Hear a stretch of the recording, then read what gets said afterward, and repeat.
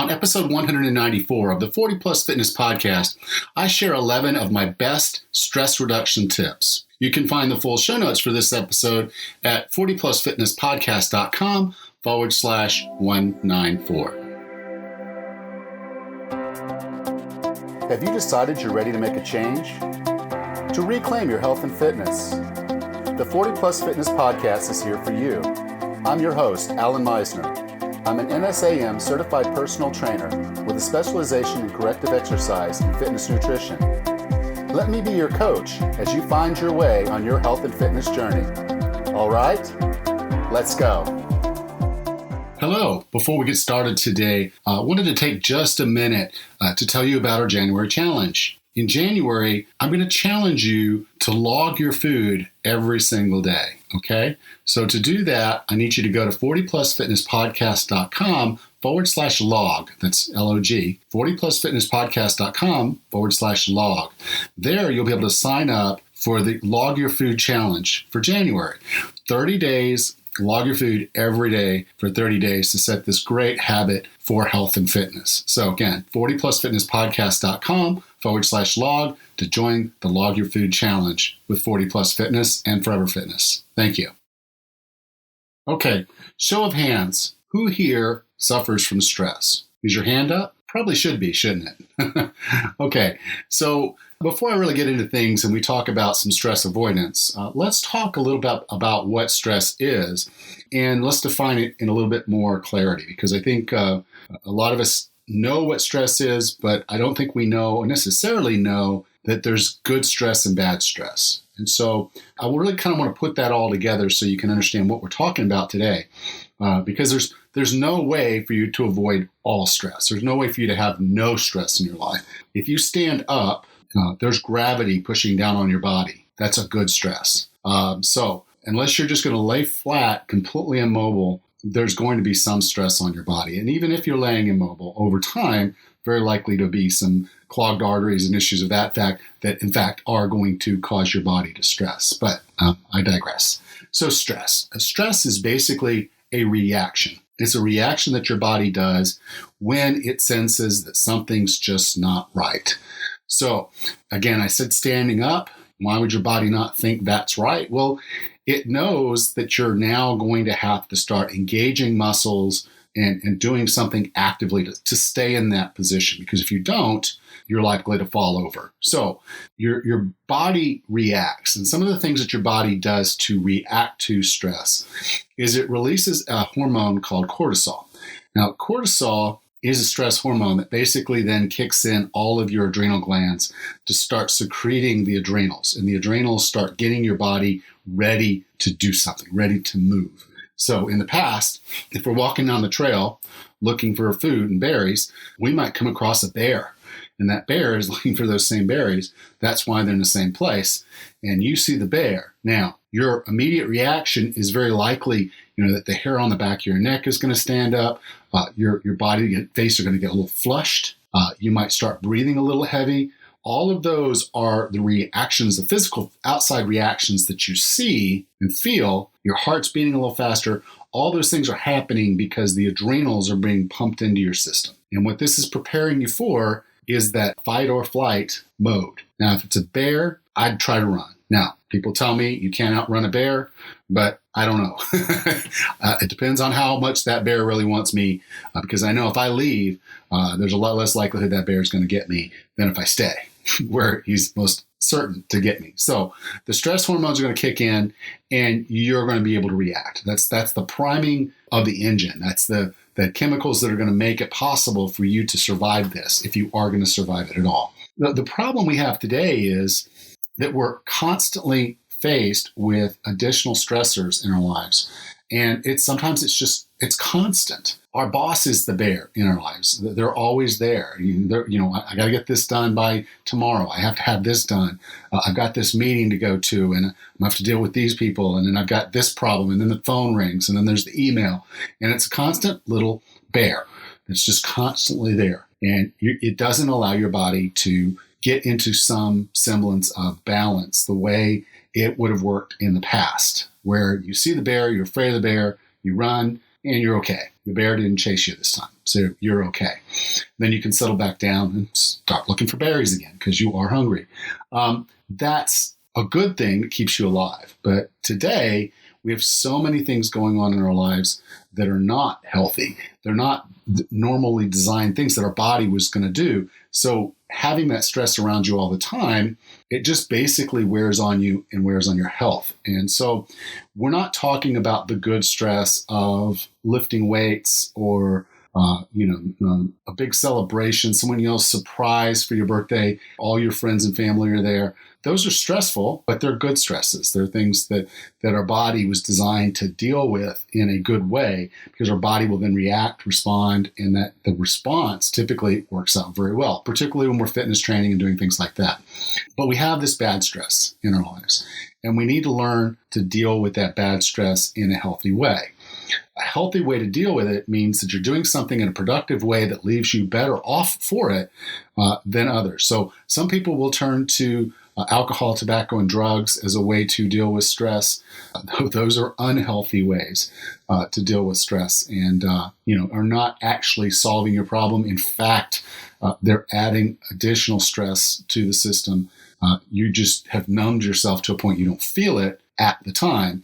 But in essence, you are adding additional stressors that over time are going to be very, very unhealthy for you. So let's share 11 of my tips for getting yourself off of the stress wagon and reducing the stress on your body in healthy ways, okay?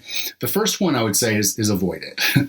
And that sounds pretty simplistic, but if you're taking on deadlines that you can't meet, if you're overcommitting, stop. Recognize your physical limitations. It's always going to be better to underpromise and overdeliver than to overpromise and underdeliver. And if you just say yes to everything, very likely you're not overdelivering. And so I would say stop, think about the things that matter, meet the deadlines that matter, and don't stress the ones that don't. A lot of times I'll be at work and I'm like, I've got these invoices to approve. I've got these timesheets to approve. I've got these, all these different things coming across my desk. And I'm like, I've got this thing I got to get done. I got to get it done this week. I've got these other things that just have different priorities. And so sometimes I fall behind on those little administrative things because they just aren't the most important thing.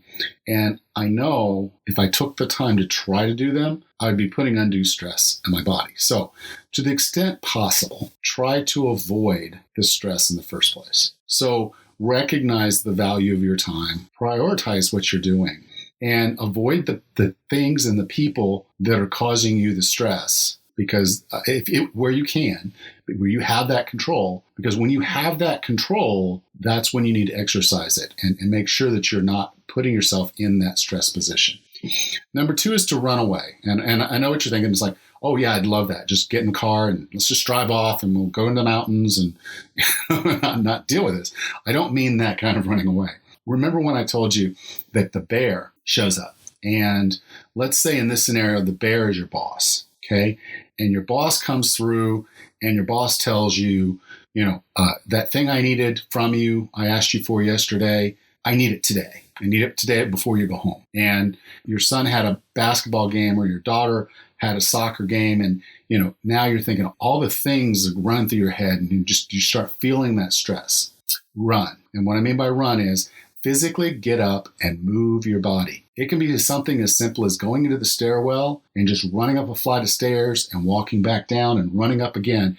Doing that for about a minute will allow your body to burn off that cortisol, get rid of some of those adrenals, and let you actually turn on your brain where you can be productive. Because the brain and the body function together. And when you're looking at getting eaten by a bear, the brain turns off. And I know that sounds very weird, but the brain turns off. So while I can tell you that I'm pretty certain that I would start running from the bear, I can't be 100% certain that's what would happen because my brain would turn off. I would no longer be logical Alan. I would be reactive Alan. And so whatever reactive Alan's going to do in that moment is what reactive Alan's going to do. So we want to get that out of our system and we want to have an opportunity to concentrate.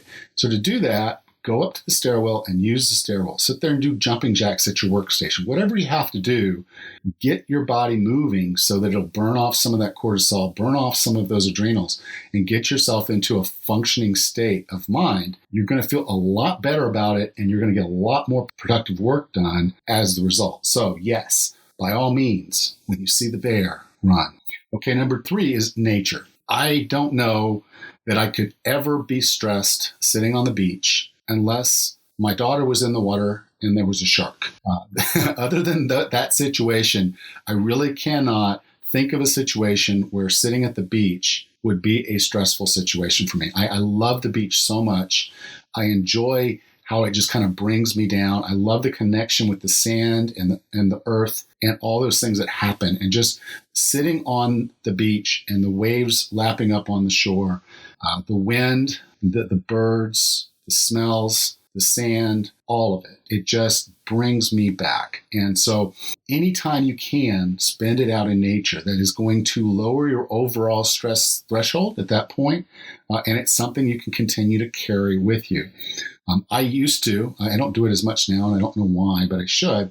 I guess it's because I don't listen to CDs, and I have all these, and now I've moved on to other things. But I used to have all of these CDs that were beach sounds, thunderstorms, rivers, crickets, just all kinds of nature sounds. And I used to love having them playing in my apartment just during the day or at night when I'm around the apartment. And sometimes I would sleep by them. It sounds like a simple thing, but nature just does have a way of bringing us back home. So take opportunities to get out. Take opportunities to get into nature and enjoy that time. Even if it's just for a few minutes. Standing up, looking out your window at the blue sky. Find a window, look out, and just look up at the blue sky. It is going to change your life in little bitty increments if you'll take the time to do that. Number 4 is sleep. Now, that might sound counterintuitive. If I'm stressed out, how am I going to sleep? My brain's doing this. But the reality is you do need good sleep, and you need to prioritize your sleep. So getting a good sleep protocol, and I do have an episode coming up on sleep in a little while, but making sure that you're getting good sleep is going to be kind of one of those fundamentals to making sure that your body's not primed to stress more. If you're rested, you're functioning better. Your brain is functioning better. Your hormone levels are more balanced. If you're sleeping well, your cortisol is going to kick up early in the morning and is then going to tail down during the day rather than it spiking up and down and whatnot. So again, just try to make sure that you're managing your sleep properly. It'll just put you in a better place to deal with stress. Number 5 is meditation. And I know for a lot of people, it's like, oh, woo, woo, woo, meditation. But all meditation is just being mindful of your moment. It's taking the time to sit down and relax and breathe and focus inwardly on your body, on your health, on mantras, on things that matter to you, and less about the things that are happening to you. So meditation is about your current state of who you are, what your value is, and those types of things, and a lot less about the other stuff that's going on, the emails, the Facebooks, the demands by people, all the things that you have to do. All that goes away for the 10, 15, 20 minutes that you put into meditation. So taking the time each day to meditate is, again, going to put you, like nature, put you kind of in that lower overall stress threshold and allow you to deal with it in a much better way. Number 6 is avoid stimulants. Okay, I talked about how cortisol is a hormone and it does have its own circadian rhythm. So sleeping is important because that is the natural balance of things, gets all that stuff balanced out very well. If you're taking stimulants, be it alcohol, tobacco, or coffee, those stimulants are affecting your stress levels. They are affecting your cortisol levels.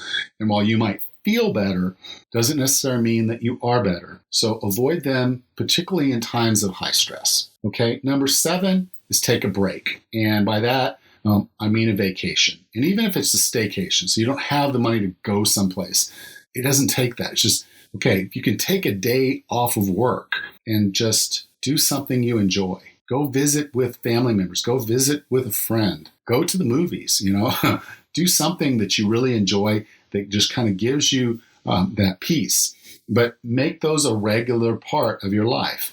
It's so funny how many people get to the end of a year and they haven't used their vacation time. And I've never understood that mindset. Even when I was really hard driven and working 70-hour days, I took all of my vacation. I took every single day. I've never lost a day of vacation, and I never will, because to me, those breaks are what make me productive when I'm back in the office. Yeah, I fall behind on email. Yeah, there's things that I have to do and really push myself on the front end before I go, and then things I have to do, push myself on the back end. And I can tell you there's vacation time I want to take. And my wife's like, well, when are you going to be here? And I'm like, well, Thursday. And she says, well, don't you get off on, have your doctor's appointment on Tuesday so you could leave on Wednesday? And I'm like, well, no, I need to get some things done. So when I'm on vacation with you, I can be with you. I can be in that space. And that's very important to me, for me to know. And so as you're listening to this, you should know, I recorded this 2 weeks ago, and I've got them all recorded out with the goal of having all of this stuff posted out and ready to go so I can take a true vacation over the Christmas break with my wife and my family. And I'm so excited. I'm going to see my daughters. I'm going to see my sons. My brother-in-law. We're all going to have a great Christmas together. And it's because I'll be able to be present in the moment and not thinking about, oh, did I post that episode? Or did I record this? Or did I have that? No, all that's going to be done. So take your vacations and enjoy the heck out of them. That's your opportunity to do the things that you like to kind of get yourself out of stress state. Okay, number 8 is hobbies. And this is a similar concept to that vacation thing, but it's just on a regular basis. Do something that doesn't matter. And so I don't mean it doesn't matter, but it's not something you're thinking of having to be productive. So, my mother likes to crochet, and I'm actually right now looking across at a beanie and a scarf that she crocheted for me that, I'll probably be wearing over the course of the next several weeks because it's starting to really get cold. Crochet, play chess online, just stuff that there's not a real reason to, it's not adding a whole lot of value to the world, but it adds value to your life because you enjoy doing it. And it's kind of, I won't say mindless, because obviously crocheting and chess are not mindless tasks, but there's something that you can just sit and kind of do without having to worry about the world, without, literally, at that point. For me, a lot of it is also reading. I really enjoy reading, and I do a lot of reading. So one of my hobbies is reading. And so I really just enjoy sitting down. And in fact, I've made a point over the Christmas break. I've got a couple of fiction books that I'm actually going to read. I haven't read fiction in a number of years, and I need to change that. I need to go back to reading more fiction. So pick up a hobby so that you have those moments where you're off, you're turned off. Okay. Number 9 is practice gratitude. Being grateful for things when you're making that a regular practice is going to kind of give you this ammunition for when these things happen. Because when something happens to you, you have a choice how you respond to it. You can be of the response that this always happens. This is how it always is. And I always have bad luck. You can have that response, or you can choose to have the response that says, okay, this thing happened. It will not beat me. Now, it's much easier to have that it will not beat me mindset if you've taken the time to practice gratitude on a regular basis. And if you need to, turn back to those. Write a note every day. Write on a journal every day. I'm grateful for my wife. I'm grateful for my daughters. I'm grateful for my son. I'm grateful for my sons. I'm grateful for my dogs. I'm grateful for all the things, my best friends, all the things that I'm grateful for. My mom, my brother and sister, all of that. And if you take the time to do that, you realize and you build this inventory of great things about you that is pretty hard to ignore when it's time for you to feel bad about yourself because you've got so much to be happy for. So take the time to practice gratitude each and every day, and you build that inventory of good in your life, and that will help you battle the bad. Number 10, very similar to meditation and whatnot, but it's breathe. And what I mean by this is a lot of times in the moment, you can't necessarily go to the stairwell and do the running. And you can't necessarily do something. Maybe you're in your car, and so someone cuts you off or whatnot, or very hard pouring rain, and people are driving crazy, and you just you're gripping the steering wheel so tight you just feel your hands aching, but you have to because you got to focus on the road and you got to keep control of this car. Well, take the time to breathe, and breathe in through the nose and out through the mouth in a very slow, controlled way, and that will slowly get your body understanding you're in control. There's no reason for these stress hormones to be here. There's no reason for these adrenals to be here. And you'll get into a more relaxed state as a result. So taking just some time to breathe. Now, it is going to be good if you can go do that run and just run, get some of that out and then breathe. If you can do the meditation, go ahead and take a meditation break. But that's not always possible. But the breathing is something you have to do. Take the time to do it with mindfulness. Breathe in through the nose, out through the mouth in a very slow, controlled way. You'll lower your heart rate and you'll help that stress calm down. And then number 11 is talk to someone. One of the worst things you can do when you're dealing with stress, particularly when it's chronic stress that just keeps coming, is keep it bottled up inside and not talk to people. So find someone you trust. It's not Facebook. Not that we don't want to read about you on Facebook and the stress and the problems you've got. I get it. We all got it. But I can tell you that Facebook is not that trusting friend that you want to have that conversation with. Find some friends that really get you. Find some friends that you know love you, some family members or friends, and then open up with them and don't be afraid. Don't be afraid to be vulnerable about, yeah, this is very stressful and I'm bothered by this and I don't know how this is going to turn out and have that, let that out. Sometimes that talk is just going to give you enough clarity to know what you need to do next. They don't have to give you the answer, but just them listening and letting you talk is going to be valuable. And so it doesn't bottle up, it doesn't stick. So again, take the time to talk to someone, find someone you can trust, and have that discussion. So I'll do a quick recap of the 11 stress reduction tips that I've shared with you today. Number 1 is avoid it. Now, obviously, if you can stop doing things that give you stress, then please do. Number 2 is run away. And by that, I mean, go do something physical, running up and down stairs. I encourage you to walk down the stairs, but running, doing jumping jacks, doing some lunges, doing some things to move, let your body burn off some of that adrenal and the cortisol and get you down a little bit faster. Okay, number 3 is find nature. And that can be something as simple as looking out the window at the blue sky. Just get nature in your head. It's going to bring you down. Okay. Number 4 is sleep. And it seems counterintuitive, but now more than any other time is a time you need to really focus on managing your sleep, having good sleep protocols. Number 5 is meditation. Meditation is a great practice to get you aware of your body, aware of what's going on inside your body, and let you break away from those things that are happening outside.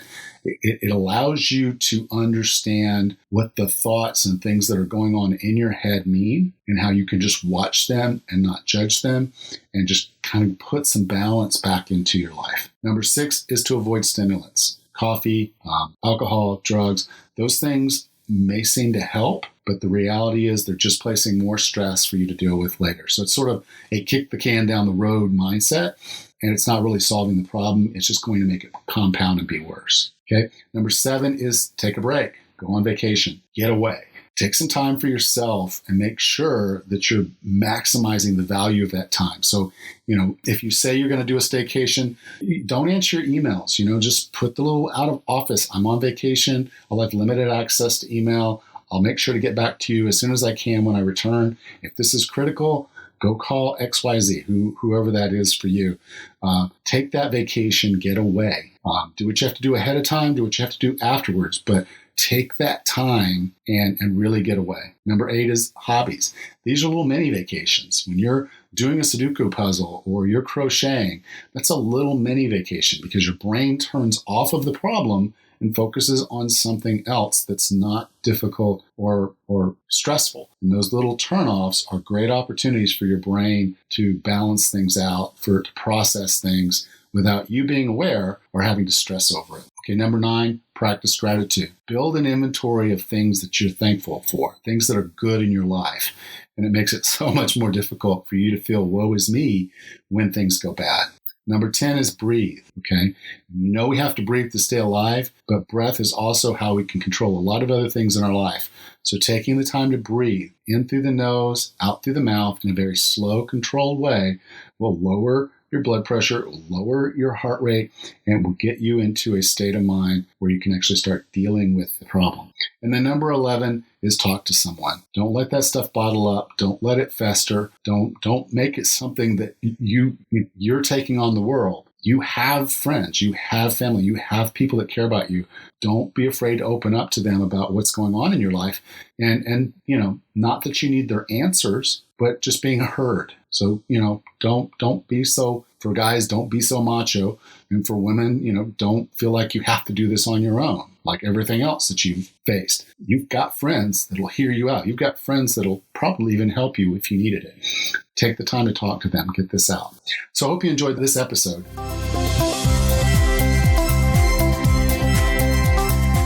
I do hope that you took something great out of today's episode and start actually implementing some of these stress reduction tips. They're very, very important for your health, so please do. And if you enjoyed the podcast, would you please share it with your friends and family? I know they'll get something great from it too. Thank you. Next time on the 40 Plus Fitness podcast, we meet Dr. Joan Vernikas and discuss her book, Designed to Move. Until then, have a happy and healthy day.